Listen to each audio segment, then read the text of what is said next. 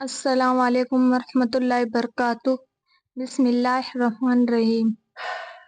میں آپ کو ایک قبر کا بیان سناتی ہوں، غور سے سننا، اچھا لگے تو لائک شیئر کمنٹ کرنا۔ عذاب کا بیان۔ ارشاد بانی: اور اگر آپ دیکھیں جب ظالم موت کی شدت میں ہوگے اور ملائکہ اپنے ہاتھوں کو پھیلائے ہوئے ہوں گے کہ اپنے جانوں کو نکالو، آج تمہیں ذلت اور عمیز عذاب سے بدلہ دیا جائے گا، اس وجہ سے کہ تم اللہ پر ناحق بات کہتے تھے اور تم اس کی نجاتوں سے تکبر کرتے تھے۔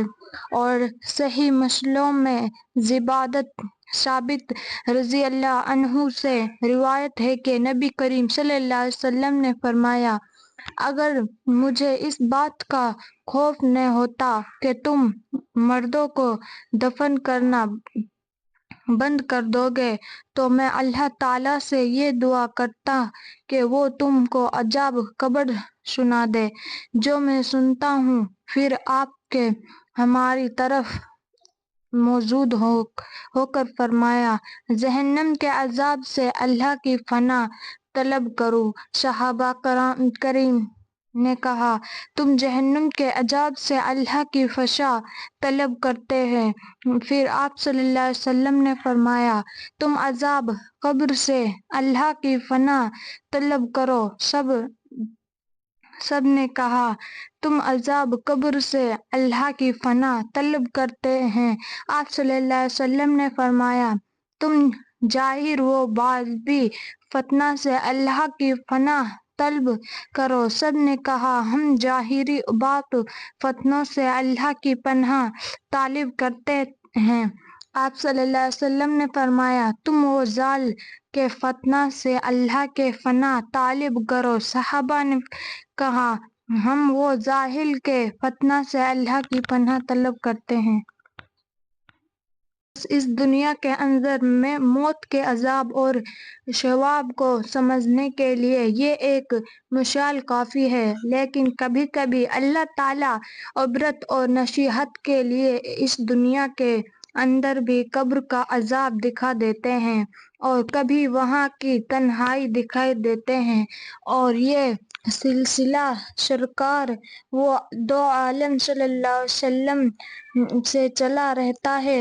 علماء کرام نے اس موضوع پر بڑی بڑی کتابیں تحریر فرمائی ہیں اور اپنے اپنے زمانے کے دو واقعات لکھے ہیں جن میں قبر کا عذاب بیداری کی حالت میں خواب زواج کی حالت میں دیا گیا ہے۔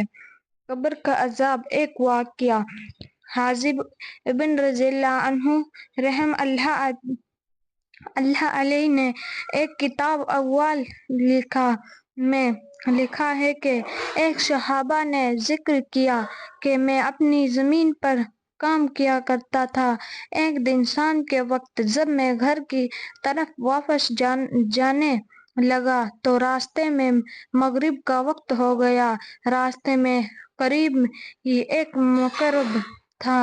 میں نے مغرب کی نماز وہاں پڑھنے کا ارادہ کیا، چنانچہ میں میرے ایک دو ساتھیوں نے وہاں جا کر مغرب کی نماز کا ارادہ کیا اور مغرب کی نماز ادا کر کے شام کے معمولات میں وہیں بیٹھ کر پوری کرنے لگا۔ جب آہستہ آہستہ اندھیرا چھانے لگا تو یہاں ایک مجنون کسی کے کرانے کی آواز سنائی دی۔